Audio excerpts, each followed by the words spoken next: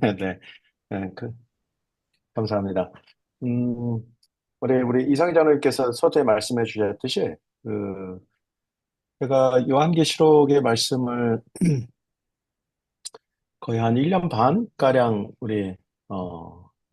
전에 있던 교회에서 이렇게 강의 설교를 이렇게 한 적이 있어요. 이제 그때, 어, 매일 저녁 요한계시록의 말씀을 읽고 잠들었어요.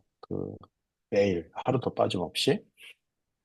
그리고 이 요한계시록을 읽다 보니까 이제 그 다음에 우리 성경의 또 맨 마지막 책이라고 일컬어지는 이 요한복음, 우리 예수님에 대해서 가장 잘 증거하고 있는 이 두 책을 이렇게 연달아서 한번 읽어본 적이 있습니다. 그래서 요한계시록 읽고 요한복음을 읽고 이렇게 읽으면 정말 우리 예수님에 대해서 더 자세히 알 수 있습니다. 그래서 우리 여러분들께 그런 도전을 드리고 오늘 제목의 말씀, 이 어린 양을 닮은 사람들이라고 하는 제목, 우리가 함께 오늘 이 말씀으로 제가 한번 들어가 보도록 하겠습니다.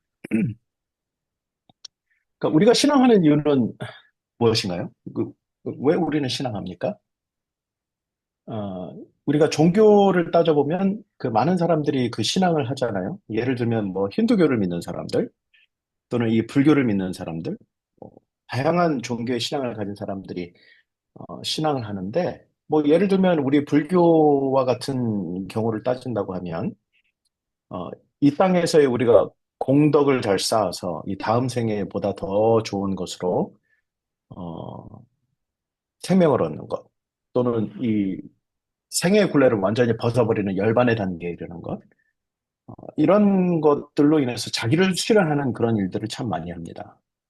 이제 그런 사람들의 이 특징이라고 하면, 자기 몸을 쳐서 복종케 하고, 또 이 땅에서의 그 생애와 수고 그리고 봉사를 통해서 이 자신의 이 업적을 이루려고 하는 뭐 그런 모양의 형태의 그런 신앙들이 많이 있죠. 그렇다고 하면 오늘 우리 예수님을 믿는 모든 성도들에게 있어서 우리 신앙의 근본적인 이유는 무엇인가? 왜 우리는 신앙하는가? 할 때에 그 질문을 여러분들께 한번 던져보고 싶은 것입니다. 여러분은 왜 신앙하십니까? 여러분은 이 신앙을 통해서 이루고자 하는 것이 무엇입니까? 대부분 아마 이 대답에 대해서 많은 분들께서는 어, 하늘나라 가시려고 또는 구원을 이루시기 위해서 이런 대답들을 많이 하실 줄로 믿습니다. 뭐 그것이 틀린 대답은 결코 아닙니다. 그런데 왜 오늘 우리가 신앙해야 하는가? 성경은 우리가 신앙해야 되는 이 목적에 대해서 아주 단순하고 명료하게 설명하고 있습니다. 그것은 우리가 예수님처럼 되어야 된다고 하는 것, 그리고 우리가 하나님의 품성을 드러내야 된다고 하는 것. 그 이상의 것도 그 이하의 것도 아닙니다. 이제 그렇게 될 때에만 우리는 하늘에서 생애할 수 있고, 또 우리가 예수님처럼 닮아갈 때에 비로소 우리가 영원한 생명을 얻을 수 있다고 하는 것. 이런 것들이 우리 신앙의 아주 단순하고도 최종적인 목표인 것을 이 성경은 끊임없이 우리들에게 말씀하고 있습니다. 그래서 에베소서 4장 15절 말씀에 보면 growing in every way more and more like Christ. 어, 모든 면에서 그리스도에 이르기까지 자랄지라라고 표현되어 있는데 영문 성경에는 모든 면에서 예수님처럼 더욱 닮아가는 것이라고 말씀하고 있습니다. 그래서 우리 신앙의 목표가 무엇인가? 예수님을 닮는 것입니다. 고린도후서 3장 18절 말씀에는 being transformed into the same image라고 되어 있습니다. 예수님의 모습을 닮아가서 그와 같이 변화되는 것, 그분의 품성을 담는 것이야말로 우리 신앙의 목적이고 목표이고 이 마침내 골이라고 하는 것입니다. 예수님을 사랑했던 또 예수님을 이 가장 가까이서 예수님 닮기 원했던 우리 요한의 고백은 요한복음 3장, 요한일서 3장 2절 말씀에 보면 그가 나타나실 때에 when he is revealed 그가 나타나실 때에 we shall be like him이라고 되어 있습니다. 우리가 그와 같을 줄 아는 것은 우리가 그와 같이 될 줄 아는 것은 그러니까 우리가 예수님께서 이 땅에 오실 때 우리가 예수님 닮은 사람으로 되어 있다고 하는 것, 우리가 그렇게 변화되어 있다고 하는 것, 이것이야말로 우리 생애에 있어서 가장 신앙의 목표가 되어야 된다고 하는 것. 오늘 이 열바른도 교회 성도님들께서 이 신앙의 목적을 다시 한번 세우시고 우리가 그와 같이 열심히 노력하고 또 예수님의 품성을 반사하는 우리 사랑스러운 공동체가 되기를 간절히 바랍니다. 아멘. 예수님처럼이라고 할 때 예수님처럼은 어떤 것입니까? 예수님처럼 우리가 예수님처럼 닮는다고 할 때, 여러분 보시기에 그 앞에 계시는 예수님 모습 잘생겼어요? 잘생기셨어요? 네, 이성희 장로님 네, 말씀하십시오. 잘생겼습니까? 잘생겼습니다. 네, 잘생겼죠? 그, 저희가 미시간에서 제가 앤드루스 세미나리에서 공부할 때에, 어, 그, 그 당시에 저희 기숙사 앞을 청소하던 아주 멋진 금발의 청년이 있었습니다. 백인 청년이 있었어요. 근데 그 청년이 이 윈드 리프 블로어를 들고 이렇게 바람을 불면서 낙엽을 치우고 또 눈을 치우고 이렇게 쓰레기를 정리하고 하는 이 모습을 이렇게 가끔씩 바라볼 때가 있었는데 어느 날 저희 아이들이 와서 이렇게 말했어요. 밖에서 예수님이 청소하신다 이렇게 이야기하더라고요. 밖에서 예수님이 청소하신다 아빠 예수님이 청소하신다. 그래서 가봤더니 그 잘생긴 그 청년이 정말 머리를 이렇게 단발처럼 길게 하고 금발의 그 청년이 쓰레기를 정리하고 이렇게 치우는 모습을 보고 있는데 마치 우리가 그 그림에서 자주 바라보던 그 예수님의 모습을 그대로 하고 있었어요. 수염도 이렇게 길러가지고. 어. 근데 우리가 예수님을 생각하면 그렇게 생각하는 경우가 많이 있어요. 이미지 때문에 그렇습니다. 그런데 세상에는요, 예수님의 다양한 모습들이 있습니다. 다양한 모습들이. 이게 어느 사진이 예수님입니까? 어느 사진이? 운보 김기창 화백이라고 하는 분은요, 조선시대 예수님을 이렇게 그렸어요. 한국에 있는 사람들에게 조금 더 친근한 이미지로 다가오기 위해서 이런 예수님의 모습을 또 그리기도 했습니다. 여러분, 조금 더 가깝게 느껴지십니까? 예수님이 우리에게 조금 더 가깝게 느껴지십니까? 그런데 아프리카에 가면요, 에티오피아의 예수님은 이런 모습을 가지고 있고, 아프리카의 한 국가에는 이런 모습을 가지고 있고, 또 고고학자들의 발굴된 예수님의 모습을 바라보면 이런 모습을 가지고 있다고 오늘 우리에게 말씀하고 있습니다. 예수님이 잘생기셨어요? 못생기셨습니까? 잘생겼습니다. 적어도 잘생기셨어요? 적어도 성경 말씀에 의하면 흠모할 만한 것이 아무것도 없다고 말씀하셨습니다. 우리가 예수님이 정말 그래서 왜 예수님의 제자들 가운데 그 그림 잘 그리는 사람이 없었나 이게 참 아쉽거든요. 어, 하나 정도 이렇게 그려둘 수가 있었는데 하나도 이렇게 그 예수님의 그림을 그린 사람이 아무도 없습니다. 이게 참 아쉬운 일인데 아마도 그렇게 안 된 것이 어쩌면 우리들에게 참 다행인지도 몰라요. 그런데 예수님께서 우리에게 남겨두신 것이 있다고 하면 그것은 예수님의 품성을 닮은 예수님처럼 살기 원하는 제자들을 이 땅에 아주 많이 남겨두셨다고 하는 사실입니다. 그것이 오늘 우리들에게 복음이 되고 또 그것이 오늘 우리들에게 정말 이 타락하고 죄 많은 이 세상에서 희망이 무엇인가? 다시 회복할 수 있는 그 희망이 무엇인가라고 할 때에 우리가 하나님 닮은 사람들, 예수님 닮은 사람들이 있다고 하는 것, 그것이야말로 이 시대의 희망이고 또 하나님께서 이 세상을 다시 한번 회복시키실 수 있는 그 소망에 대한 복음일 줄로 믿습니다. 그래서 화이트보이는요, 이렇게 말씀하셨어요. 침례를 받는 모든 사람들은 주장할 수 있는 것이 있다. 침례를 받는 모든 사람들이 주장할 수 있는 것이 무엇이냐? 그것은 바로 신의 성품을 담는 것, 신의 성품을 달라고 주장할 수 있다. 그리고 예수님의 품성에 일치한 그 어떤 모양대로 우리가 그것을 달라고 요청할 수 있다. 이렇게 말씀하고 있습니다. 그래서 오늘 요한계시록 12장 17절은요, 어제 말씀에 이어서 사단이 누구와 싸우려고 하는가? 사단이 이 마지막 시대에 누구와 이 전쟁을 끝내려고 하는가? 오늘 이 계시록 12장 17절에는 자세히 표현되어 있습니다. 어, 용이 여자에게 분노하여 돌아가서 그 여자의 남은 자손. 그래서 우리가 계시록 12장의 말씀 살펴보았죠? 그 여자의 후손으로 오신 그 아이가 승리한 것처럼 오늘 이 요한계시록 12장에는 그 여자의 남은 자손의 승리가 약속되어 있다고 하는 것. 그리고 반드시 승리해야 될 것이라고 하는 것. 그 사명을 오늘 우리들에게 주고 있는데, 용이 여자에게 분노하여 싸우려고 바다 모래 위에 섰을 때에, 여러분이 잘 아시는 대로 계시록 13장은 거기에서 바다에서 한 짐승을 불러 올립니다.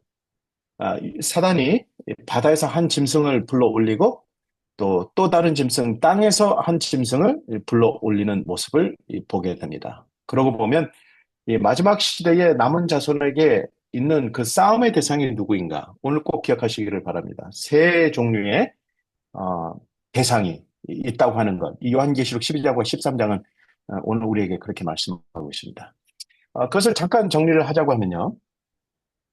계시록 13장, 12장과 13장의 말씀을 바라보면 12장 17절에는 용 또는 옅뱀, 마귀, 사단이라고 하는 자가 바다 모래 위에 서서 남은 자손과 더불어 싸우려고 할 때에 바다에서 한 짐승을 불러 올립니다. 그런데 이 바다에서 올라온 이 짐승은 죽게 되었던 상처가 나은 자라는 이 표현을 가지고 있습니다. 죽게 되었던 상처가 나은 자라고 하는 것입니다. 두 번째는 땅에서 올라온 짐승을 불러 올리죠. 또 다른 짐승이 땅에서 올라올 때 죽게 되었던 상처가 나은 자에게 경배하게 한다. 이렇게 표현되어 있습니다. 그래서 이 죽게 되었던 상처가 나은 자에게 경배하도록 조력하는 땅에서 올라온 짐승이 있음을 이야기하고 있습니다. 이 계시록 16장은 동일한 것을 우리에게 다시 반복하고 있습니다. 계시록 16장 13절에는 개구리 같은 새 더러운 영이 용의 입이라고 하는 이 표현을 통해서 사단이 이것을 주장하고 있다고 하는 것. 두 번째는 짐승이 하나 또 다른 짐승이 등장한 짐승의 입이라고 하는 이 표현을 통해서 이 짐승이 있다고 하는 것. 마지막 세 번째는 용의 입과 이 짐승의 입과 이 거짓 선지자의 입이라고 하는 이 표현을 통해서 이 거짓 선지자가 짐승을 경배하도록 돕는 이것이 이 요한계시록 16장에는 다시 반복되고 있습니다. 그러니까 마지막 남은 자손과 싸워야 될 대상이 누군가 할 때에 우리는 세 가지로 구분할 수가 있겠네요. 바로 용과 짐승과 거짓 선지자. 요한계시록 13장에는 용과 바다에서 올라온 짐승과 또 땅에서 올라온 짐승. 이렇게 이 세 대상으로 소개되고 있음을 우리 요한계시록, 우리 예수님께서는 우리들에게 말씀하고 있습니다. 그래서 이 요한계시록 16장 14절 그리고 16절에는요, 그들은 이적을 행해서 이 전쟁을 위하여 그들을 모았다 그랬습니다. 그리고 새 영이 히브리어로 이 아마겟돈이라 하는 곳으로 왕들을 모았더라 그랬습니다. 오늘 이 아마겟돈이라고 하는 것을 저희가 금요일 시간에 다시 한번 살펴보도록 하겠습니다. 그래서 이들이 하는 역할이 무엇인가 마치 성부와 성자와 성령의 역할을 그대로 따라하고 있습니다. 거짓 선지자 성령께서 우리 예수님이 하나님이심을 증거하는 것처럼 이 땅에서 올라온 짐승, 이 거짓 선지자로 이 표현된 이 영적인 이 짐승은 바로 이 바다에서 올라온 짐승을 조력하고 또 그에게 경배하도록 돕는 그 일을 하게 될 것이라고 하는 것. 그래서 그들이 어떤 심판을 받는가? 바로 창조주 하나님께 경배하라고 하는 것, 그리고 그 바벨론이 무너졌다고 하는 것, 그리고 그 짐승의 표를 받지 말라고 하는 이 메시지를 통해서 그들이 심판받을 것에 대한 예수님의 약속의 말씀이 그대로 담겨져 있습니다. 자, 어쩌면 좀 우리에게 조금 복잡하고 어려운 것일 수 있겠는데요. 저희가 하나씩 저희가 한번 살펴보도록 하겠습니다. 이 용, 옅뱀, 마귀, 사단이라고 하는 것은 우리가 어제 살펴보았다고 하면 오늘은 바다에서 올라온 짐승은 누구인가? 그리고 땅에서 올라온 짐승은 누구인가? 그리고 그들이 마지막 누구를 향해서 이 마지막 대쟁투를 펼치는가? 오늘 이 예수님께서 요한을 통해서 증거하신 그 증언의 내용을 성경 말씀을 통해서 한번 살펴보겠습니다.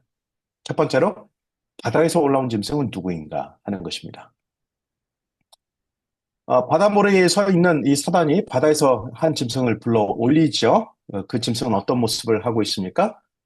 머리가 7이고 그 뿔에는 10왕관이 있고 신성모독하는 이름이 있고 표범 같기도 하고 곰 같기도 하고 사자 같기도 하고 그리고 그의 머리 하나가 상하여 죽게 된 것 같았는데 그 죽게 되었던 상처가 나왔을 때에 온 땅이 놀랍게 여겨 그 짐승을 따랐습니다. 누가 이 짐승과 같으냐 그랬습니다. 하나님을 향하여 비방하되 그의 이름과 그의 장막 곧 하늘에 사는 자들을 비방하였더라.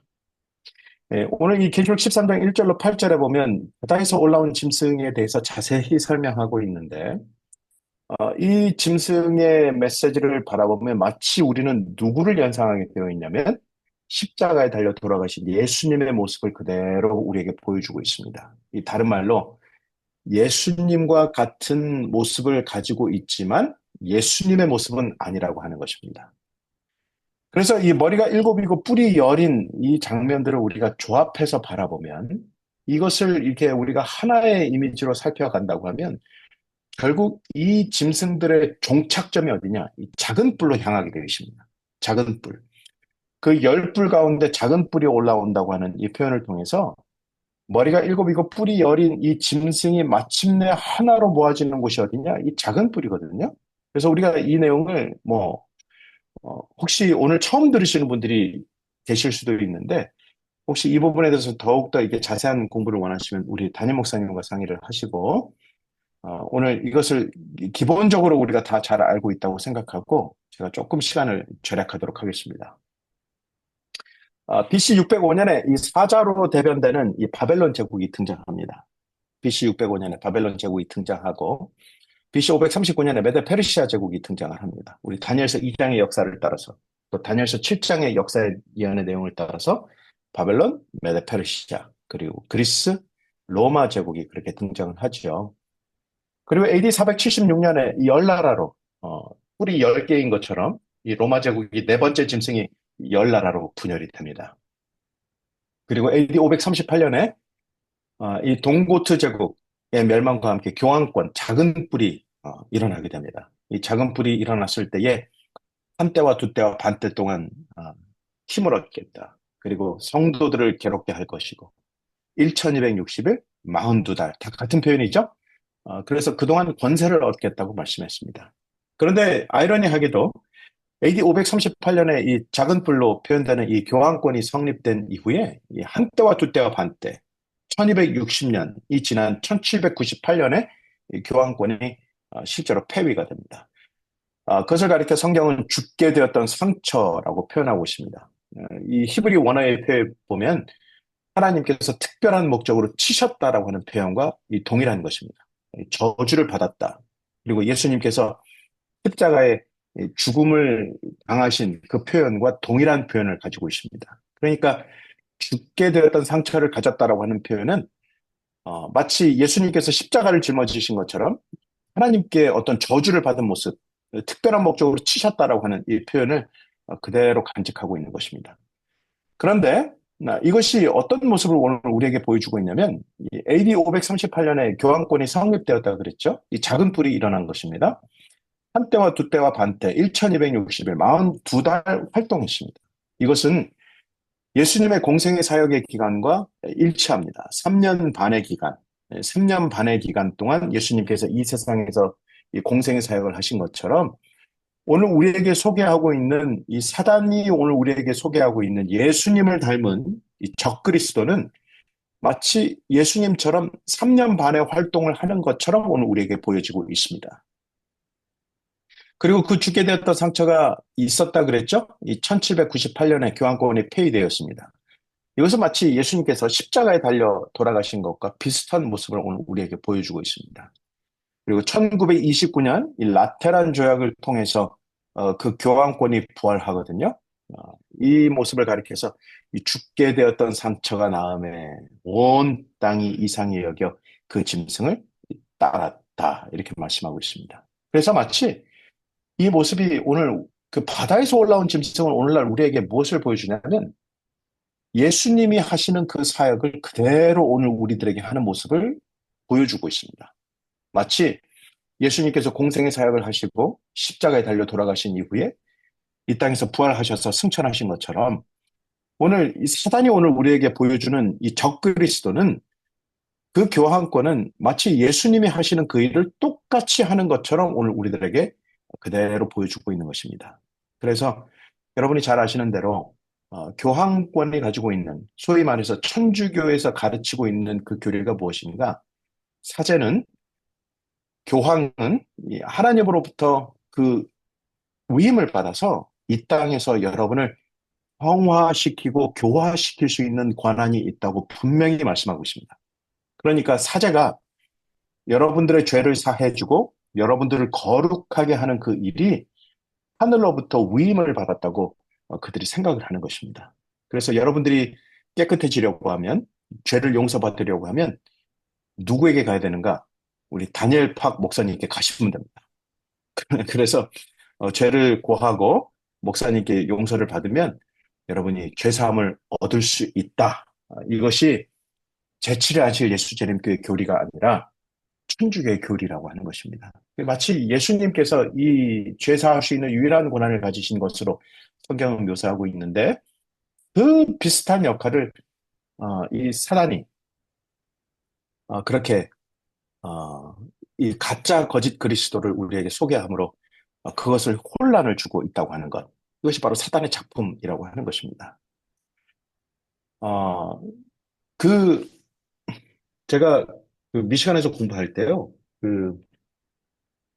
한 부득이하게 여행을 저기 한번 다녀와야 되는 상황이 생겼었는데 그때 멕시코 칸쿤으로 이렇게 여행을 다녀와야 될 일이 있었습니다. 그 여행을 다녀와야 될 일이 있다고 하니까 좀 이렇게 듣기에 조금 이렇게 어색하게 들리실 수 있는데 하여튼 그런 사정이 있었습니다.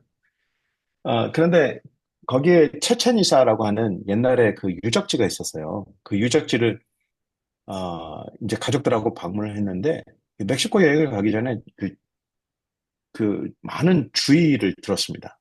가령 예를 들면 거기는 렌트카가 그 0달러예요. 0달러입니다. 돈을 내지 않습니다. 또는 1달러 이렇게 돼 있습니다. 그 대신에 뭐가 비싸냐면 보험료가 비쌉니다. 그래서 그런 거에 속지 말고 이 보험을 꼭 들으라고 이제 많은 사람들이 그런 요청을 했고 두 번째는 경찰 조심하라고 많은 사람들이 그렇게 얘기를 하더라고요.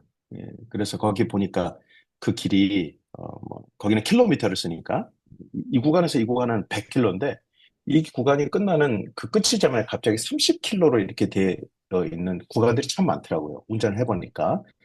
그러니까 100이라는 속도로 달려가다가 갑자기 30이 되니까 속도를 줄일 수가 없잖아요. 그러니까 그 지점에 항상 경찰들이 서 있더라고요. 그래서 속도 위반을 했다고 이제 부정한 이 돈 거래를 달라고 그렇게 요청하는 이 경찰들이 있으니까 조심하라고 그런 주의를 많이 들었습니다. 그래서 좀 부담은 됐지만 거기에서 거기를 가기 위해서 어, 렌트를 해서 하루 동안 한 2시간 반 거리에 떨어져 있는 그 길을 아주 조심해서 이렇게 다녀왔습니다. 다녀왔는데 고속도로를 한참 달리고 있는데 갑자기 저 멀리서 이렇게 차들이 이렇게 정체가 되기 시작했어요. 그래서 왜 이렇게 정체가 되나 이렇게 의아한 눈으로 이제 멀리 주시하고 봤는데 그 중간에 이 한 사람이 서서 차들을 다 왼쪽으로 다 주차를 시키는 겁니다. 그래서 경찰이 저렇게 주차를 하나 보다 그래가지고 뭐 주차를 이렇게 같이 따라서 했거든요. 그런데 보니까 이 하이웨이를 통째로 가운데 가로막고 이 사람들 옆으로 다 주차시키는데 그 따라서 주차를 했습니다. 화장실도 갈 겸 주차를 했더니 뭔가 하고 가서 봤더니 그 사람이 그 고속도로를 가로막고 체첸에서 가는 그 표를 거기서 사라고 이제 차들을 다 주차시키더라고요. 그 너무 웃긴 일이잖아요.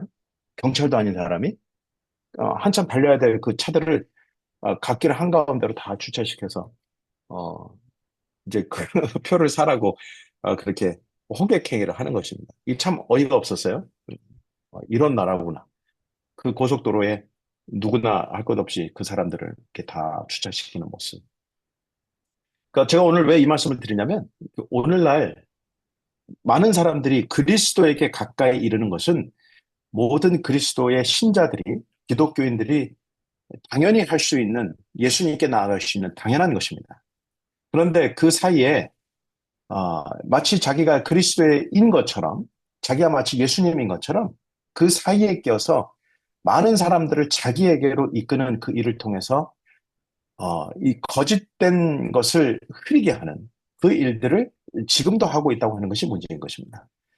지금 70억 명이 되는 인류가 그 중에서 거의 15억 명 되는 가까운 사람들이 바로 그러한 거짓된 진리를 믿고 예수님께 나아가지 아니하고 뭐 마리아라든지 또는 사제에게 나아가서 자기의 죄를 고백하는 그 일, 정말 그 우스운 일이 오늘 우리에게 벌어지고 있다고 하는 것.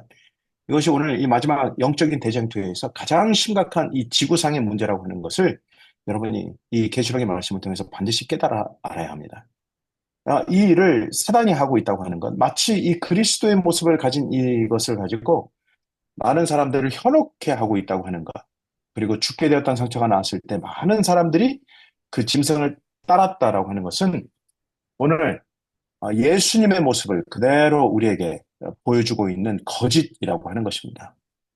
그래서 예수님께서는요, 계시록 5장 6절에 보면 일찍 죽임을 당한 것 같았더라 이렇게 표현하고 있죠. 그런데 오늘 이 계시록 13장 3절 말씀에는 그 그리스도의 대리자는 죽게 되었던 상처, 죽게 되었던 것 같더니 그 죽게 되었던 상처가 나았다라고 이렇게 표현하고 있습니다. 예수님의 모습을 닮아 있습니다. 계시록 5장 6절에는 우리 예수님께서는 일곱 뿔과 일곱 눈이 있는 분으로 나타나 계십니다. 그런데 계시록 13장 1절에 그 거짓 그리스도, 바다에서 올라온 이 거짓 그리스도는 뿔이 여리고 그 뿔에는 열 면류관이 있었다 이렇게 표현하고 있습니다. 예수님께서는 각 족속과 방언과 백성과 나라 가운데서 사람들을 피로 사서 하나님께 드리신 분으로 표현되어 있습니다. 그런데 계시록 13장 7절에 이 적그리스도는 각 족속과 백성과 방언과 나라를 다스리는 권세를 받은 것으로 표현되어 있습니다. 계시록 5장 13절에는 하늘 위에와 땅 위에와 땅 아래와 바다 위에 또 그 가운데 모든 만물이 예수님께 경배하는 모습이 등장합니다. 그런데 계시록 13장의 적 그리스도는 온 땅이 이상히 여겨 짐승을 따르고 이 땅에 사는 자들은 다 짐승에게 경배하리라 표현되어 있습니다. 이것이 이 사단의 작품인 것이죠. 계시록 14장 1절에는 그 이마에 어린 양의 이름과 그 아버지의 이름을 쓴 것이 있습니다. 그런데 계시록 13장 16절에 적 그리스도는 그 오른손에나 이마에 표를 받게 하겠다고 예언하고 있습니다. 그런데 이 모든 것을 우리 예수님께서는 반드시 심판하시겠다고 말씀하셨어요.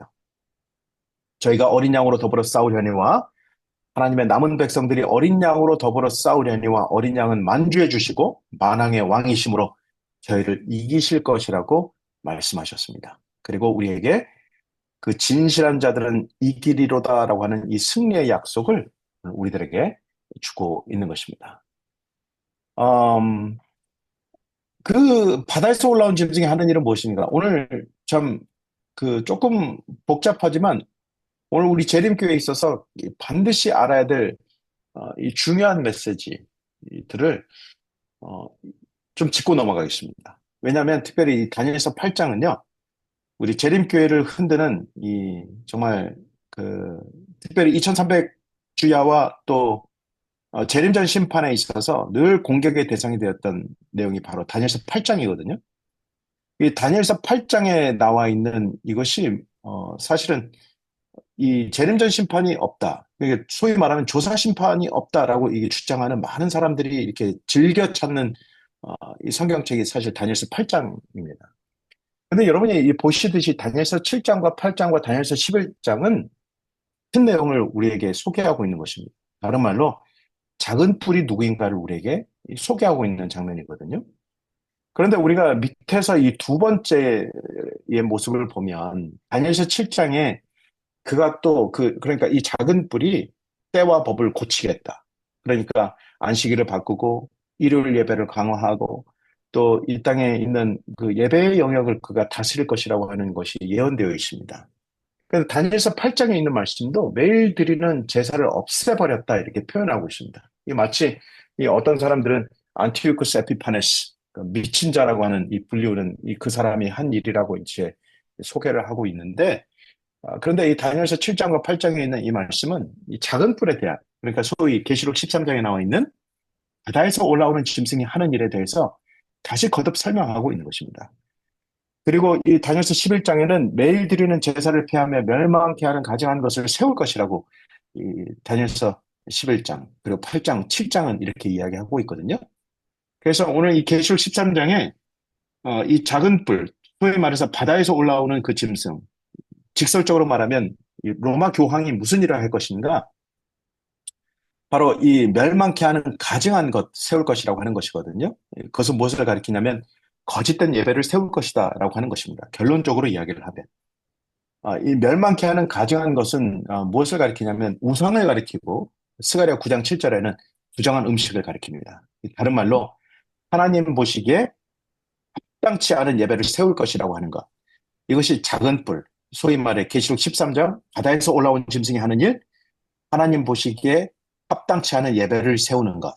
이것이 바로 이 거짓 그리스도가 하는 일이라고 하는 것입니다. 이 다니엘서 11장은 작은 뿔은 바다에서 올라온 이 짐승은 종교와 정치가 연합된 권력이라고 표현하고 있습니다. 그가 신을 공경하게 할 것이고 여러 백성을 다스리게 할 것이다.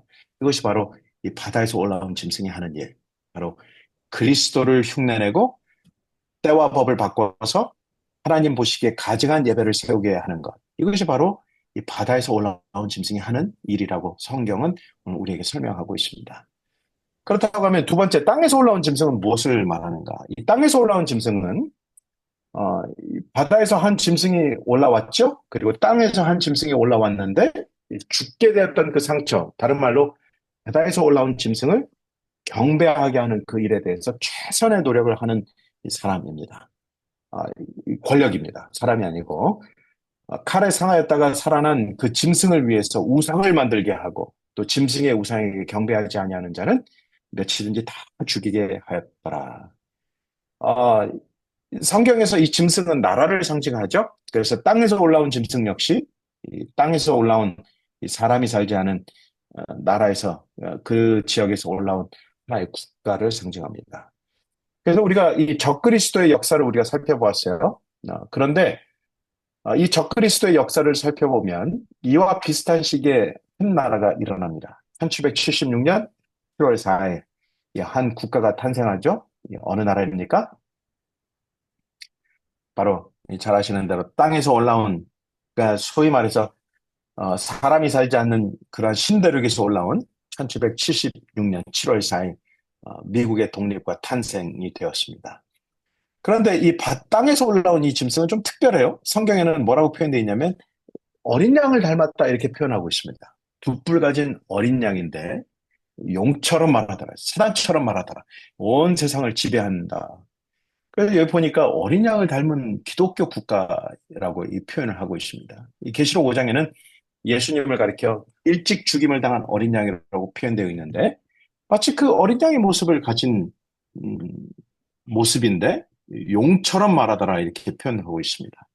그래서 이것을 우리가 조금 시간을 세이브하기 위해서 결론적으로 말씀을 드리면 바다에서 올라온 짐승은 교황을 상징하고 땅에서 올라온 짐승은 미국을 상징한다. 오늘 우리가 이렇게 말할 수가 있겠습니다. 그 Holy Alliance라고 하는 이 단어는요, 무엇을 갖고 있냐면, 우리 한번 잘 들어보세요. 그, 그 신성한 동맹은 러시아, 철자 잘못됐는데, Holy Alliance. 그 신성한 동맹은 러시아, 오스트리아 및 프러시아의 군주적 위대한 힘을 연결하는 연합. 이게 다른 말로 무엇이냐면, 유럽, 서유럽에서 시작된 프랑스, 영적으로 하면 애굽이고 소돔이라고 하는 그 프랑스의 이 혁명을 따라서 사람들 사이에 인본주의가 발생했을 때 인권이라든지 또는 이 사람의 인문으로 돌아가는 이 철학이 발생해서 뭐 소설이라든지 어떤 예술 문화가 일어났을 때 그러한 자유주의와 개방에 맞서서 우리가 기독교 전통 보수주의 가치를 어떻게 지킬 것인가. 그래서 세 나라가 연합했습니다. 러시아와 오스트리아와 러시아가 연합했어요. 그 연합해서 우리가 전통의 가치를 지키자. 정말 프랑스 혁명의 전쟁의 결과로 유럽에서 일어난 자유주의와 세속주의를 억제하자. 그래서 이 세 나라가 연합을 했습니다. 그걸 가리켜 Holy Alliance라고 표현합니다. 그래서 The Holy Alliance was a coalition, 그 연합된 이 동맹이라고 표현을 하고 있는데 이 동맹은 세계적인 프랑스 혁명적 전쟁의 결과로 유럽에서 자유주의와 세속주의가 넘어오는 것을 우리가 막자. 기독교 국가로서 우리가 최선의 노력을 다하자. 이것이 바로 홀리 얼라이언스라고 하는 용어입니다. 홀리 얼라이언스. 마치 요즘에 자주 쓰이는 그 악의 축, axis of evil이라고 하는 이 악의 축이라고 하는 단어가 1차 세계대전 때 쓰였죠. 그 세 나라 국가를 상징하는 것처럼 이 홀리 얼라이언스는 바로 세속적인 것을 반대하는 기독교 국가, 보수 기독교 국가를 표방하는 그 연합을 가리키는 것입니다. 그런데 우리가 잘 아시듯이 1992년 타임즈의 2월 24일자에 홀리 얼라이언스라고 하는 단어가 다시 등장했습니다. 그 단어가 무엇인가? 오늘 잘 아시는 대로 교황과 레이건 이 두 대통령이 어떤 합의를 했다고 하는 것이죠. 그것이 무엇이냐면 하나님께서 그 두 사람을 통해서 이루시고자 하는 어떤 특별한 사명이 있다고 하는 것입니다. 특별한 사명. 그 사명이 있어서 우리가 서로 연합해야 한다라고 하는 것인데 그것이 무엇이냐면 위키피디아의 반카톨릭 정서 1980년대에 그 미국에 있었던 이 반카톨릭 정서가 어떤 것이냐라고 하는 그 백과사전에 이렇게 표현되어 있어요. 1980년 미국 대선 이후에 이 복음주의 개신교와 카톨릭 사이의 역사적인 긴장은 이 급격히 줄어들었습니다. 그러니까 옛날에 미국 사람들이 카톨릭을 싫어했어요. 이민 오는 것도 반대하고 또 이 카톨릭 신자들이 폭력과 린치 당하는 것을 그대로 방관하기도 하고 또 그 마을에서 사는 것을 그렇게 싫어했습니다. 미국 사람들이. 그런데 1980년 미국 대선 이후에 그 긴장이 급격히 줄어들었습니다. 왜 그런가 했을 때 레이건과 이 교황 이 두 사람은 친척 생활과 전통 결혼 운동과 같은 보수적인 사회 문화적 문제를 위해 싸우는데 그들이 의견을 일치했다고 하는 것입니다.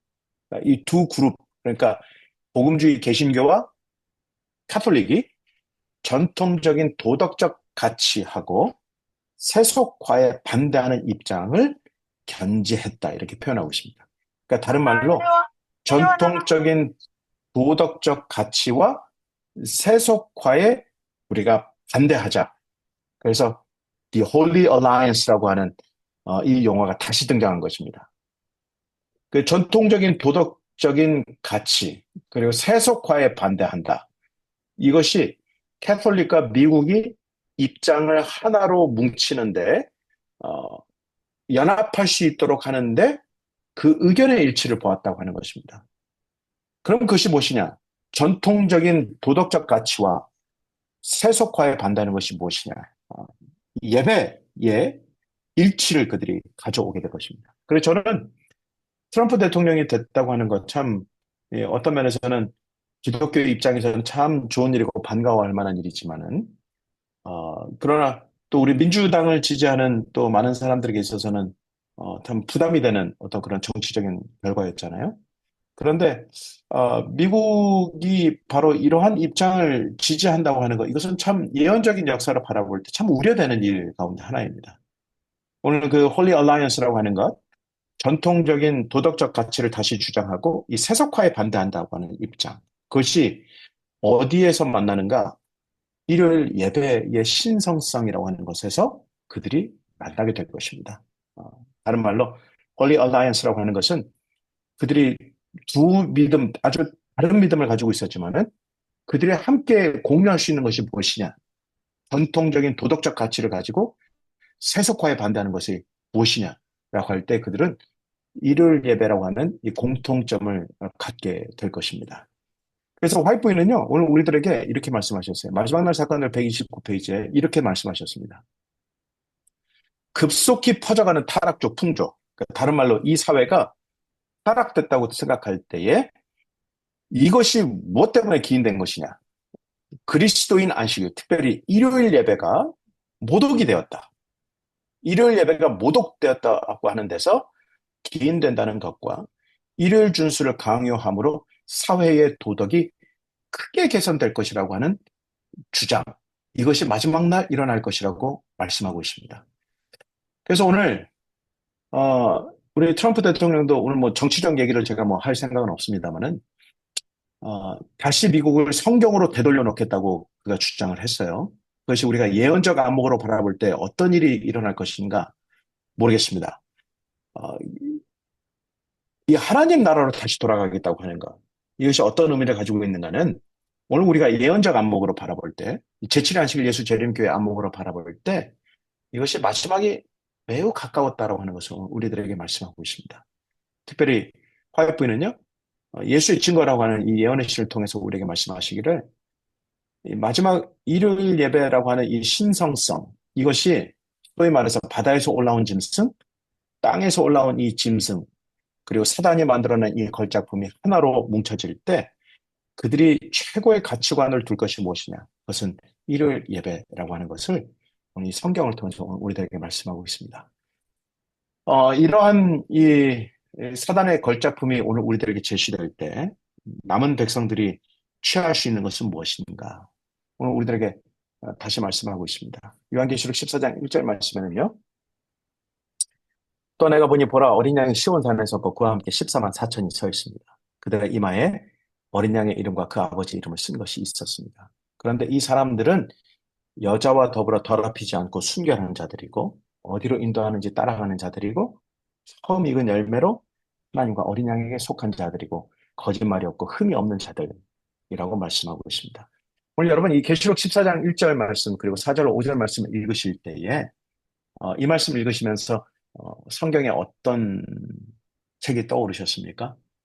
더럽히지 않냐고 순결한 자고 어디로 인도하든지 잠잠히 따라가는 자들이고 처음 익은 열매이면서 거짓말이 없고 흠이 없는 자들. 이러한 하나님의 남은 백성들이 누구를 닮았다고 생각하십니까? 바로 이사야 53장에 나타난 어, 고난받으신 메시아의 모습을 그대로 오늘 우리들에게 보여주고 있습니다. 연한 순 같고 끌려가는 어린 양 같이 그 영혼을 속건제물로 드리는 이 장면이 마치 예수님의 모습을 오늘 우리들에게 그대로 보여주고 있거든요. 그래서 이 예수 그리스도를 닮은 사람들이 이 마지막 시대의 희망이라고 하는 것입니다. 연한 순 같고 순결한 자들이고 어린 양과 털 깎는 자 앞에서 잠잠한 것처럼 요한계시록 14장 4절에 어디로 인도하는지 따라가는 자들이고 우리 모두의 죄악을 그에게 담당시키셨던 것처럼 계시록 14장 4절에 사람 가운데서 속량함을 받았습니다. 그리고 이사야 53장 11절에 그 의로운 정이 자기 진식으로 많은 사람을 의롭게 한다. 계시록 14장 4절에 어린 양에게 속한 자들 그리고 그 영혼을 속건제물로 드린다. 그 입에는 거짓말이 없고 흠이 없는 자들이라고 말씀하고 있습니다. 그래서 이 마지막 이 대쟁투가 펼쳐질 때에 정말 그 대쟁투를 이길 수 있는 사람들은 누구인가? 예수님을 닮은 사람들이 그렇게 준비될 것이라고 하는 것.